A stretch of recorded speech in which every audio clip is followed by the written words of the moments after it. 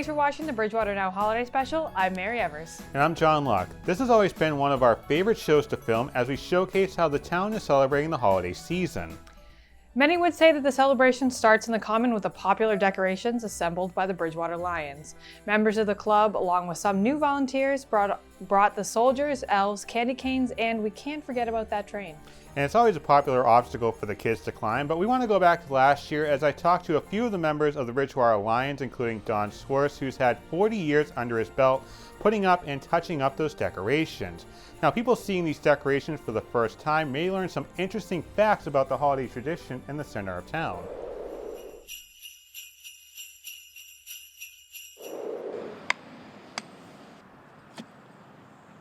With each swing of a mallet and bolt installed, a local tradition gets put together. Members of the Bridgewater Lions Club spent part of their Thanksgiving weekend putting into place familiar decorations from Santa's workshop to the children's favorite Polar Express. These have become a staple here in the community during the holiday season, in some cases for nearly 50 years. We have a committee headed by Don Swartz. Don seems to make it vibrant every year. The train came from the prison back probably in the 60s. We've been painting it and, replacing the wheels and trying to make it, easy for the kids to come down. They climb on it and they seem to have a ball with it. This was my 40th year of doing this. When we first got the job of putting this up, we had it for a couple of years, and we slowly but surely replaced all the archways and everything. They were all full of staples and nails. We got rid of all those. Before the Common had the festive setup that many residents are used to driving by, there was a time when the Lions decorated right in front of the Academy building. There was a time when we put a big platform over the fountain up there. We built a manger, and we had ornaments that went in there for the manger. And over the years that deteriorated, and that all changed. As is the case with many groups in 2021, there is a need for new bodies. On the day our camera was in the Common, there were 7 people installing the decorations, and as the years go by, the need for new helpers continues to increase. But the Lions members we talked to said this is a tradition they would love to continue as it brings a special local touch during the holiday season. You don't want to lose Christmas. I mean, this is kind of an important thing, not just for the season, but also for the people in the community that come through the center of town and see what's going on here. It really adds something to our town, and we need to maintain that. There is a sense of pride having everything set up in the Common, pride they hope to continue to have with the next generation of residents. If you come by here when they have the decorations on the Common, and they have the Santa Claus and the business associations over here, and a lot of townspeople are here and a lot of kids are here, they're climbing in and out of everything. They can appreciate it. The decorations that you saw in that package were touched up over the past couple of months by the Lions Club and volunteers. There are actually a few new faces helping out this year, putting out the familiar favorites and decorations that returned after a brief hiatus. Now, as commuters drive around the Common, they'll see the tradition continue, but there is a different appearance. One could maybe say they're in a different light. Or hundreds of lights that were strung throughout the center of Bridgewater, including on trees, lampposts, and even on the library, in an effort titled Winter Wonderful. It was a rainy night on November 27th, but members of the BR Marching Band helped create a festive evening which saw the lights finally turn on. Harbor One Bank, the Bridgewater Business Association, and the Bridgewater Improvement Association, as well as donations, helped make this project possible. Marilee Hunt served as the MC for the event and told those that braved the elements that this was a celebration of many holidays in December and a sign of Bridgewater's warm embrace.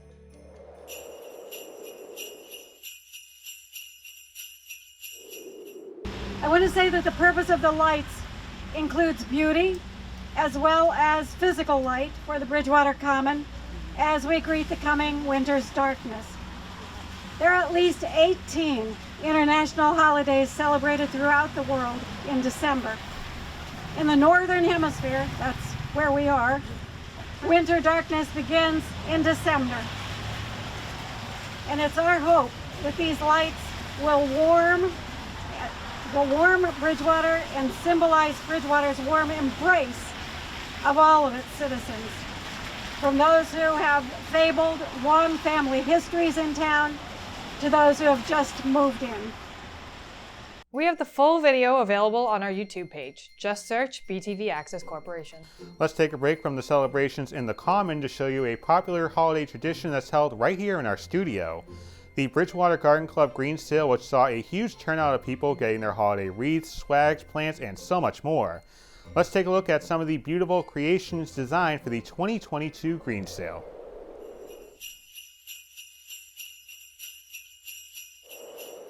When you get inside, you will see how busy we've been. Our workers have been amazing. And there's a lot of goods for purchasing. It's been a wonderful week. We've been so busy, and I think once you get in there, you're going to be delighted to see all the beautiful things that we have.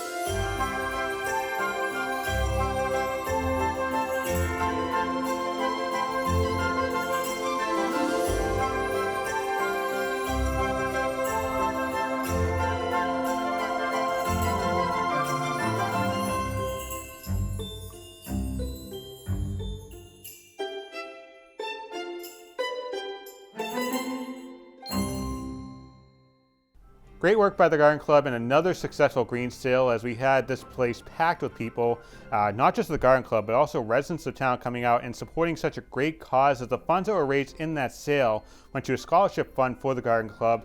And it's just really nice circle of funds for the Garden Club to the high school students to try and help the future of gardening. Yeah, and they always come to the studio right about the first week after Thanksgiving and deck us out. And we start getting festive, and what you're seeing here is just a portion of what they were able to do for us, so we're always grateful for them coming in and helping us get in the holiday spirit. Leaving a lot of joyous things. But while we're also talking about the Garden Club, we can't forget about the cookie walk that was also held during that sale. Snickerdoodle cookies, chocolate chip, peanut butter chocolate chip, sugar, pretty much any cookie in the world that was probably at that cookie walk. And, again, another great example of what this town does to help support such a great local cause. I do also want to talk about a great thing that happened the first Sunday of December. We'll get to Christmas on the Common in a little bit, but Mary, there was a great brunch that took place right before that, and a great thing for you because you are a fan of Harry Potter after all. Yes, I am. The Bridgewater Credit Union hosted a brunch that was an annual tradition, and it went away for a little bit because of the pandemic, but luckily they were able to come back this year, and they hosted a Harry Potter themed brunch for their staff and their families and their members and their families, and the kids got to do things like make potions and make replica headwigs. It's a very fun time. Take a look.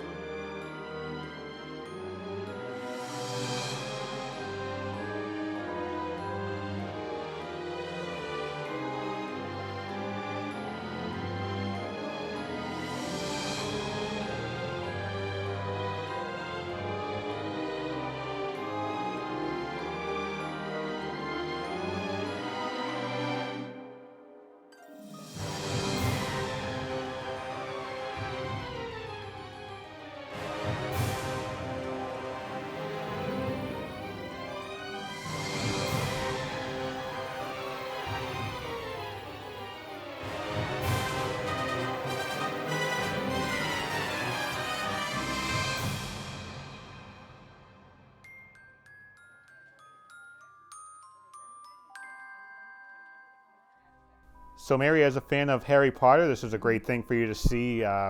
Potion making, wands, Hedwig, a bank, Diagon Alley, diagonally. Careful how you say that. You don't want to end up in the wrong place like the movie and Harry did. But I did manage to snag us a couple of souvenirs. Gonna come over here in the fireplace. I stopped by Ollivanders, I think is the place. Oh my God! So it's a wand! So, yep, I got a couple of wands, and to make Santa happy, I asked. I didn't take, so they That's said I very could nice. take it. I've always wanted a wand. I'll take the Slytherin colors, But if you I'm don't a mind. Slytherin. Anyways, we'll figure that out. But coming up, we have the worldwide exclusive as I talk with Mr. and Mrs. Claus. How have the kids here in Bridgewater been this year? Plus, we have some video from Christmas on the Common, but right now we want to show you the special guest coming to Bridgewater to kick off the holiday season with some help from the Christmas parade.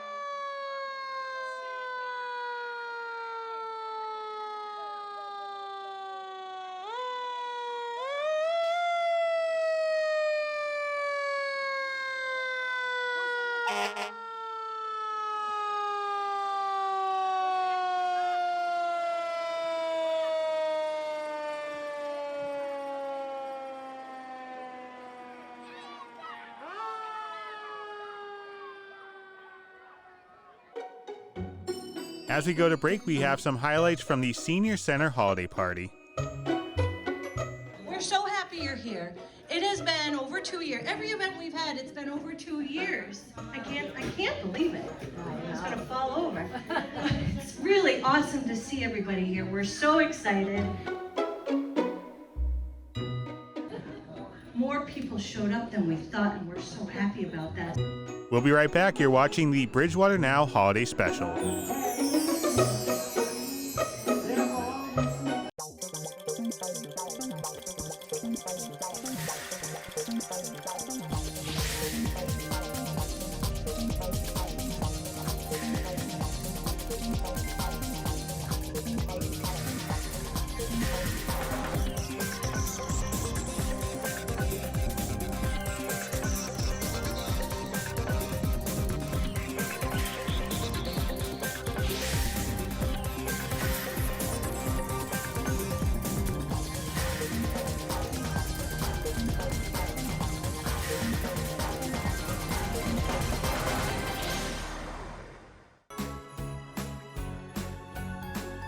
We're back here on the holiday special, and while we typically spend this time of the year with friends and family, there's the unfortunate truth that some seniors don't have that option.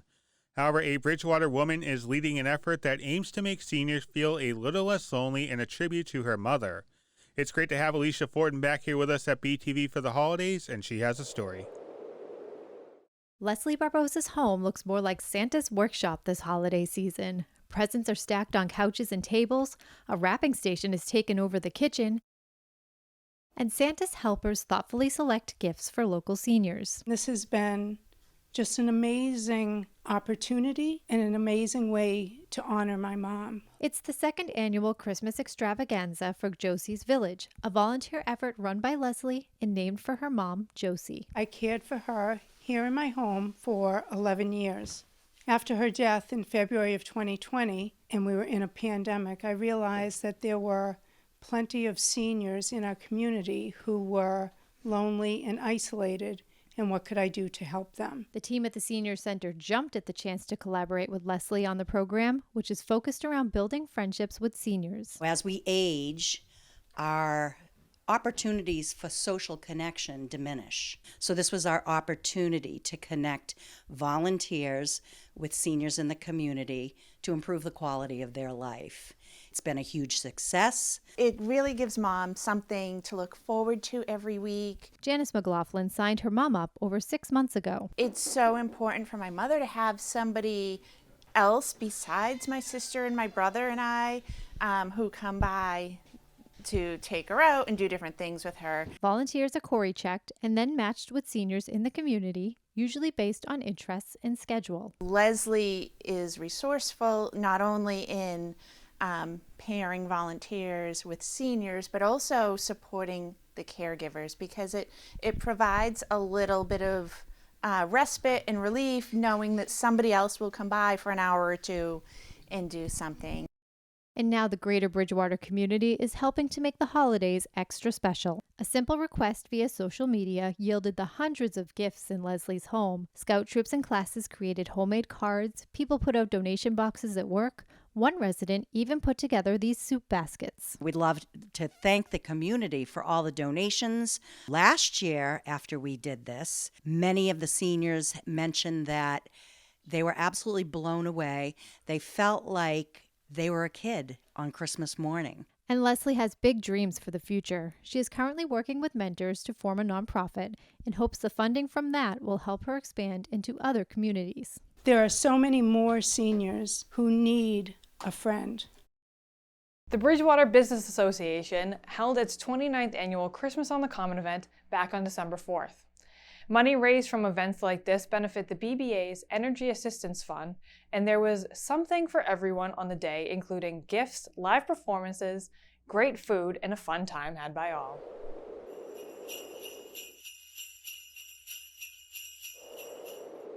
Good afternoon, everybody. I want to thank you for stopping out here on this wonderful day to celebrate the Christmas on the Common. 30-plus years, the Bridgewater Business Association is putting this on. So we're just happy everybody can come out and enjoy the day. I'm glad we don't have any rain to deal with, but maybe later we'll turn to snow if you hang around long enough and enjoy the day and come out and say thank you to the vendors, because the vendors is really what makes this is all possible. Merry Christmas!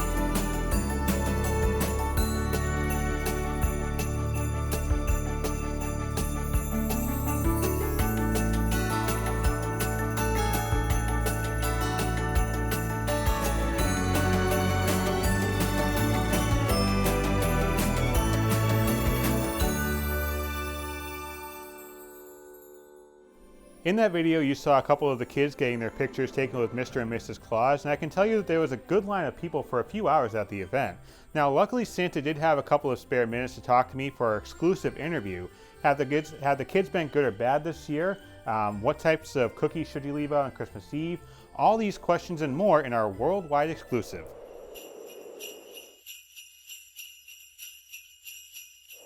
Here with Mr. and Mrs. Claus for our worldwide exclusive here. Thanks for taking a couple minutes. First, how are all the kids this year? Any cold going out in Bridgewater this year? No, not in Bridgewater. Bridgewater has very good kids. Pretty much everybody is on the nice list. Now, I did see, as all the photos were being taken, there were a couple kids who were crying, but I think that's kind of typical for Santa Claus pictures, I'd imagine, for you, right? They were only crying because they wanted to stay on my lap longer, and Mommy and Daddy wanted to take them to go see these nice kiosks that they have here, so they cried because they don't want to leave me. He's very warm, so that figures in on a cold day. Now, when kids are leaving out the cookies and the milk, is there a certain cookie that you like left out for you every night or every Christmas Eve? I like the crispy chocolate chip cookies. Very favorite cookie is the crispy chocolate chip or the sugar cookie. But he eats all the cookies. True, that's true. Oatmeal raisin with frosting. Mrs. Claus approves of that one, I see. And finally, we've seen you here in Bridgewater for countless years, and we'll see you for other years as well in the future. But if you can pick a couple things out about why it's so great coming to Christmas on the Common every year, what would that be? Well, just look at this. You got the music, you have the great weather, and it's just a very homey town. Now, in that interview, Santa told me that some of the popular items that kids were asking for, so as the elf, I should get ready to build this stuff maybe, Sure. A Nintendo Switch, Nice. a PS5, Of course. and dinosaurs. A little bit more difficult, but all right. I'm maybe a nice little archaeology set. Oh, that's a creative solution to that. That's what I'm here for. We put a post out on our Facebook page asking people to send in some of their pictures of festive decorations, and we got a couple of replies, starting off with Keith, who is counting down the days, hours, minutes, and seconds to the big day on December 25th. We also have Catherine, who is ready for Santa, it appears, and she has some help celebrating the holiday season. Nice job decorating the tree, by the way, and we want to thank them for their photos, and make sure to follow us on Facebook, as we'll post ways that you can take part in some of our programming. This program has shown you a lot that has happened this holiday season, but a poll has revealed that many Americans need more time to celebrate the holiday season. The 2,000-person adult survey was conducted by one poll, and it revealed that 74% of Americans said preparing for the holidays put them in a good mood. 59% said extra 2 weeks would be enough. About 40% said that they want longer. The Good News Network added that people average 30 hours of work involving holiday duties like cooking, shopping for gifts, and wrapping them. Some of those people, a week before Christmas, I can handle that. Get the cookies, the gingerbread houses, the light tours. I mean, seeing people before Halloween getting everything set up, that's a little much. That's a little excessive. I'm one of the, as soon as Thanksgiving is over, that's when the holiday season starts. Or like free forms, countdown to the countdown to 25 The years countdown of to the countdown to the countdown. It's like they play 2 of the Santa Claus movies, but not all 3 of them for some reason, and it never makes any sense. I mean, let's be honest. We all know that the best time to set up your Christmas tree a week before Christmas. The weekend after Thanksgiving. I did it the day before Thanksgiving because I was forced to. But anyways, this is typically the part of the show when we would have Christmas trivia. But let's be honest, I typically mop up the floor every year with the competition, so this wasn't really a contest, but there's a lot of topics every year that people have issues with revolving around the holidays, and I thought that we would give our take on some of the questions. Okay. So I have a survey here. This is from Good Housekeeping, I believe. It'll be on the graphic, so it'll be on there. Anyways, the results are as of 12/9. The first question, how do you like your Christmas weather? Hot or cold? And we'll call it 45 degrees. Do you like a colder Christmas, or do you like the type of Christmases where you can open up the windows, turn on the air condition? I remember a couple years ago there was a Christmas Eve that it was like 70 degrees out. That wasn't great. I think like 45 is a good, solid, medium. And it's the only time of year that I care if there's snow, to be honest with you. I'm cold Christmas, I'm cold weather all the way, so give me cold. You want cold in August. So. And turns out 81% of people agree with us. We like colder Christmases. That's fair. I think we actually talked about this one before the show. The Better Grinch, the animated movie that came out in, I think it was the 60s or 70s, or the live action Jim Carrey. Right. I know where you're going, you know where I'm going, so what's your... I like the Jim Carrey version, but I think it's because that came out when I was about 5, I think, so it's nostalgia, childhood. I love that movie. I like the cartoon version. I mean, because you're older. But let's be honest, everything's in a half hour. We know the story of the Grinch. I don't need the behind the music story like the Jim Carrey version. I feel like Jim Carrey went through so much to get all that makeup on that he needs to have more respect for his Grinch. Anyways, that survey, much like us, 50-50 split. There you go then. Gingerbread Man or Gingerbread House? I'm not a big gingerbread person in general. I would say house just because I like to pick the candy off of the gingerbread house. I usually don't get that far. I'm just kind of snacking. All of a sudden, I'm out of, doorknobs for M&Ms because I ate them all. Right. But anyways, I'm Gingerbread Man, less cleanup. Fair enough. And you know what? Once it's done, you can kind of recreate the Shrek thing where you just start snapping off the little arms and... Not my buttons, not my gumdrop buttons. Next question. All right. That was 52% Gingerbread House, so almost close to a split. Yeah. This one's not, though. Better Christmas classic, Rudolph or Frosty? Rudolph. Rudolph is the Christmas classic. I mean, Frosty's good, but Rudolph is, if you're thinking about Christmas, Rudolph has to be the first, TV movie that you think or that you want to watch. And you are representing Rudolph. I am representing Rudolph. Team Rudolph. I was told that I resemble the mean elf that told Herbie that he can't be a dentist. Correct. So, anyways, 75% Rudolph, and I'm actually a Rudolph fan as well, so I'll take that. Snowball fight or build a snowman? I've never in my life built a snowman. Really? I've had plenty of snowball fights though, so I would say snowball fight. Igloo? How creative do you think I am? I've done igloos before. I'm a snowball fight person because it could be out here in the parking lot. If there's enough snow, I'm humming that sucker down to the town River Lane. See, the thing is, I grew up in the city, and 5 seconds after the snow hits the ground, it's black. So you really don't want to make a snowman anyways. So 74% of people are snowman. Interesting. That's kind of a surprise. I really thought making a snowman was things people only did in the movies. Oh, now it's popular because do you want to build a snowman? I don't. That's the answer to that question. And finally, better hot chocolate topping, marshmallows or whipped cream? Oh, see, all right. This is going to be a cop-out answer, but marshmallow fluff. And I know that's a very regional thing, but marshmallow fluff is the best thing to put in a cup of hot chocolate. I won't budge on that one. You know what, I'm going to give us a solid answer here. I'm going whipped cream, but I'm outvoted because marshmallows got 61% of the vote. I feel like marshmallow fluff, I guess, counts for marshmallows, but I like the globbiness of it. All right, I think we handled all the very tough topics that get argued about all the time during Christmas dinner. So I think we finally put a stop to those things. Right. We're the definitive answers. So that's all for our holiday special. We thank you very much for watching BTV all year long. Make sure you stick with us over the next couple of weeks for coverage of the special town election, which takes place on January 7th. We'll have a couple of candidate corner segments, plus support for both sides of the ballot question. But in the meantime, I'm going to not burn my hat here with an imaginary fireplace. Thanks for watching. I'm John Locke. And I'm Mary Evers. Have a good holiday. Let's leave you with some sounds of the season, first from the BSU Alumni Chamber Choir at Central Square, followed by the BR Music program. You can watch both concerts on Channel 9 or on demand at btvaccess.com.